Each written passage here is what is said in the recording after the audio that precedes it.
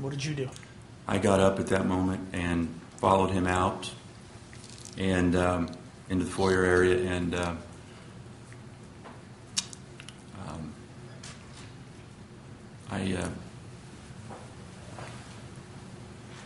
I did what I thought was needed to be done to protect the children. I shot him.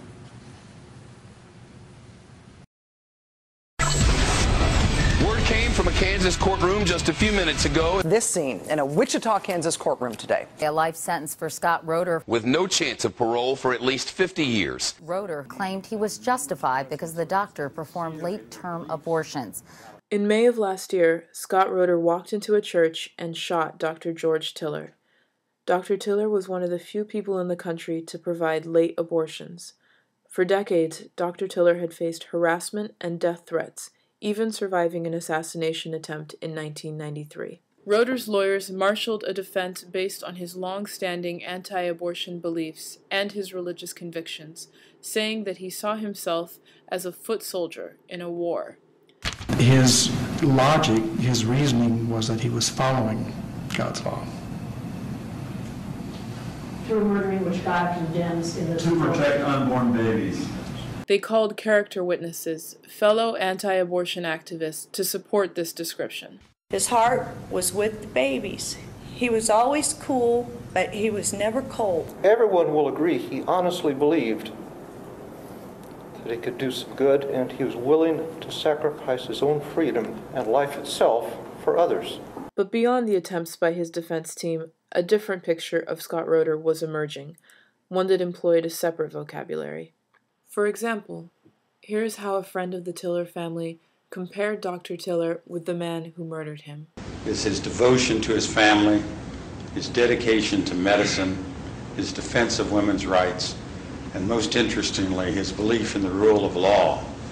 And when you contrast that with this person, the convict who has committed this heinous, atrocious, cruel act of domestic terrorism, his arrogant, complete lack of remorse, and the nature of this murder, which is in reality a hate crime, that contrast becomes particularly vivid. Certain media sources were diligent in advancing the argument that the killing of Dr. Tiller was an act of terrorism. And, in the days and weeks after Dr. Tiller's murder, anti-abortion violence as domestic terrorism arose as a theme in many major news programs. Welcome back to MSNBC. A cryptic warning from an accused killer. The man charged with shooting a doctor who performs abortions now says more violence is planned in the country as long as abortion remains legal. Joining us now live on the phone is Dr. Warren Hern, director of the Boulder Abortion Clinic and a close personal friend of Dr. Tiller and the Tiller family. Dr. Hern, have you received any sort of warnings or advice from the feds? Are you concerned at all about your own safety as a result of this? The anti-abortion people have been threatening to kill me for over 35 years. Do you believe that this nutball actually has been working with others to try to carry out similar attacks, or do you believe he's just speaking for himself or hoping that there are others who will do this? Anybody believes this is an isolated act of a single deranged person is just whistling past the cemetery. This is a violent terrorist movement.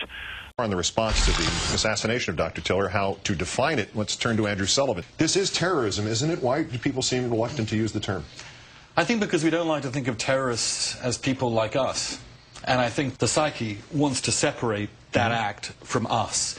Whenever one is attacked or a clinic is attacked or there's been a bombing in the last 20, 30 years in this country, we've seen the following responses. There has been a pullback. The number of services provided to women has been reduced. There has been an increase in security at these places. It becomes more difficult. And any time you go to one of these centers, there now becomes, at least for a time, the question, is somebody in this crowd a potential assassin? This is not only terrorism, but this is terrorism that works in this country. Well, is that fair to say? It is, and terrorism, unfortunately, often works. That's why it's used. the protection of healthcare workers who provide abortion services in this country, is supposed to be a federalized law enforcement effort. Because of the history of terrorism against abortion providers in this country, because of the bombings and the acid attacks and kidnappings and arson and anthrax attacks, anthrax threats and sabotage and harassment and shooting and murders, because there were 7 murders of abortion clinic workers before Dr. Tiller, because these crimes are designed not only to target their exact victims, but also to terrorize everyone involved in seeking or providing abortion services, because this isn't random. Policing the anti-abortion terrorist movement is a federalized law enforcement responsibility. Even over at Fox News on The O'Reilly Factor, Bill O'Reilly and his guests did not dispute the terrorist label, but rejected the claim that Roeder was motivated to kill by anti-abortion media coverage. Now, do you guys agree with me that the far left is exploiting this, trying to shut guys like me up by saying O'Reilly's responsible for this murder? You go, doctor, first.